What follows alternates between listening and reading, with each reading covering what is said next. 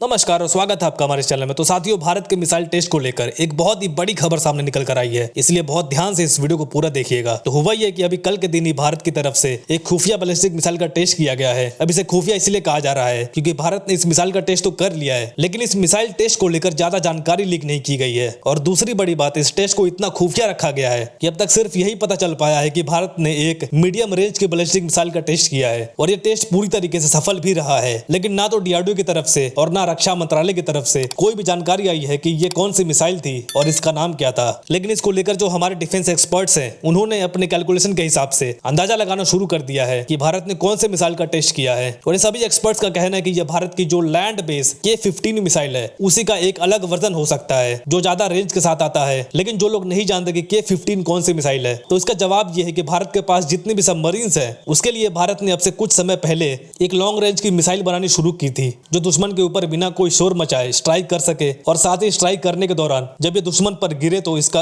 Impact इतना भयानक हो कि दुश्मन इसे झेल ही ना पाए। अब इन्हीं चीजों को ध्यान में रखते हुए हमने K सीरीज की मिसाइल बनानी शुरू करी, जो खासकर भारत के सबमरीन्स के लिए बनी थी। और अब इस मिसाइल के कई सारे वेरिएंट आते हैं, जैसे कि K4, K5 और K6 अभी प्रोसेस में है। लेकिन यहाँ पे ये गलती मत करना कि जो K5 होगी वो कमजोर हो सकती है K-15 से, क्योंकि K-15 की रेंज कम है और K5 या K4 है उनकी रेंज बहुत ज्यादा है, यहाँ तक कि अग्नि 5 से भी ज्यादा है। जैसे कि K-15 की रेंज 1500 किलोमीटर की है, लेकिन K5 की रेंज 5 से लेकर 5,500 किलोमीटर तक है। और K6 जो अभी प्रोसेस में है, उसकी रेंज बताई जा रही है कि बहुत ज्यादा होने वाली है, करीबन 10,000 किलोमीटर तक। लेकिन फिलहाल K-15 की बात करते हैं, तो खबर यह है कि K-15 का जो हमने वेरिएंट बनाया है सबमरीन्स के लिए, उसी का हमने एक लैंड बेस वेरिएंट भी बनाकर तैयार कर लिया है। मतलब इसे लैंड से लॉन्च किया जा सकता है और संभावना यही है कि इसी K-15 लैंड वाले वेरिएंट की टेस्टिंग की गई है। और इसमें खास बात यह है कि ये 1800 किलोमीटर की रेंज के साथ आता है। लेकिन अब आपका सवाल होगा कि भारत के पास ऑलरेडी इससे भी ज्यादा और इससे भी घातक बैलिस्टिक मिसाइल मौजूद है, जैसे अग्नि 5, अग्नि 4, अग्नि 3, तो हमें एक नई मिसाइल बनाने की क्या जरूरत पड़ गई? तो इसका कारण यह है कि भारत के पास जो भी बैलिस्टिक मिसाइल हैं,